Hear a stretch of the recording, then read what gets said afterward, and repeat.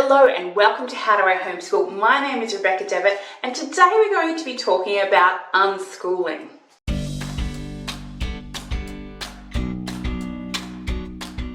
Isn't it beautiful to watch a young child pursue knowledge? It is wonderful. But then we send them to school and school wants them to pursue knowledge, but it wants them to pursue the knowledge that they think is the best knowledge for them to pursue. Furthermore, schools want them to devote more than a decade of their life to learning their knowledge. Now, these are the most impressionable years of a child's life.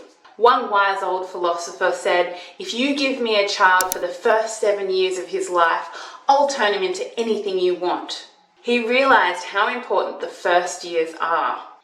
I believe a lot of homeschooling parents realize how hopelessly flawed the public school system is and how it is, in some ways, an opportunity to tell children what to think, and that is government controlled.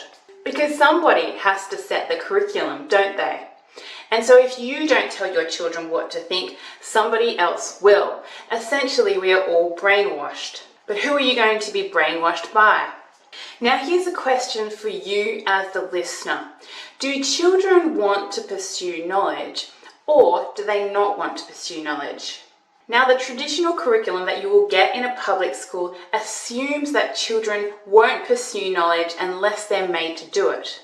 Earl Stevens, in his article called "What is Unschooling?", said that the traditional curriculum is based on the assumption that children must be pursued by knowledge because they will never pursue it themselves. It was no doubt noticed that, when given a choice, most children preferred not to do schoolwork. Since, in a school, knowledge is defined as schoolwork, it is easy for educators to conclude that children don't like to acquire knowledge. Thus, schooling came to be a method of controlling children and forcing them to do whatever educators decided was beneficial for them. Most children don't like textbooks, workbooks, quizzes, rote memorization, subject schedules, and lengthy periods of physical inactivity. One can discover this even with polite and cooperative children by asking them if they would like to add more time to their daily schedule. I feel certain that most would decline the offer. Now, we must recognise that a homeschooling parent and a school teacher do very different jobs. A school teacher is hired to deliver a set curriculum to 25 students or more in a small confined space where they're there for several hours of the day. In most cases, the teacher has to use a standardised curriculum, not because it's the best way to learn, but because it's the best way to keep track of all of the children that she's got to teach. Unfortunately, as homeschooling parents, many of us take this philosophy into our homeschools and we start with quite a rigid sort of school-at-home approach. A lot of the time we're quite scared when we think, oh, are our children behind? Are they not doing quite the same as other children in the school? And that scares us stiff and encourages us to keep using a traditional curriculum which might not be the best fit for our families. The thought of an alternative approach is just way out there for a lot of homeschooling parents.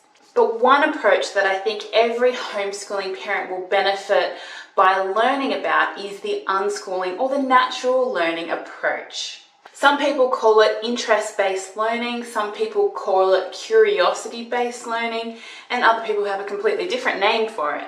But what is unschooling? Some people call it the unschooling method, but that might not be the best term for it.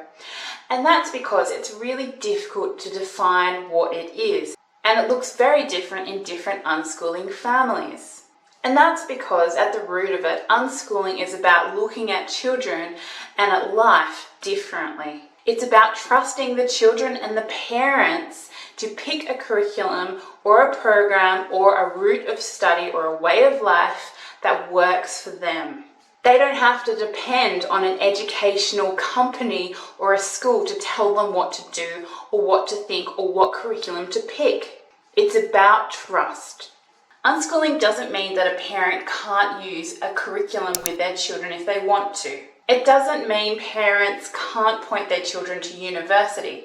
It doesn't mean that they won't learn from people who are experts in different areas. And it doesn't mean that a child won't take a school subject if they want to. Unschooling is about following interests, about getting interest-based learning happening. As parents, we all want our children to learn things, but we don't want to force them when we unschool them.